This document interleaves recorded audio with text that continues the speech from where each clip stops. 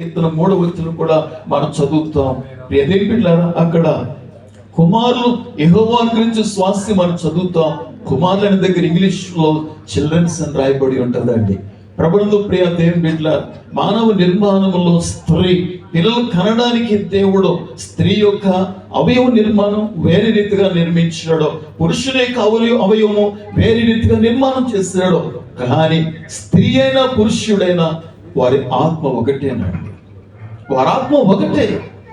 కాబట్టి పిల్లల అక్కడ పిల్లలని దగ్గర కుమారులని దగ్గర ఇంగ్లీష్ లో చిల్డ్రన్స్ అనే రాయబడి ఉంటుంది. అంటే పరిశుద్ధ గ్రంథములో ఎక్కడ కుమారులు చదువునా అక్కడ కుమార్తెలు కూడా మనం తీసుకోవాలి పిల్ల.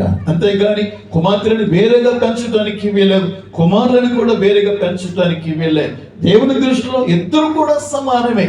వారు కూడా అదే దృష్టితో కూడా మనం పెంచవలసిన అవసరం ఎంతైనా ఉందనే విషయాన్ని నేను జ్ఞాపకం చేస్తున్నాను. కాబట్టి ఈ మాటలు నీ హృదయంలో ఉండాలి.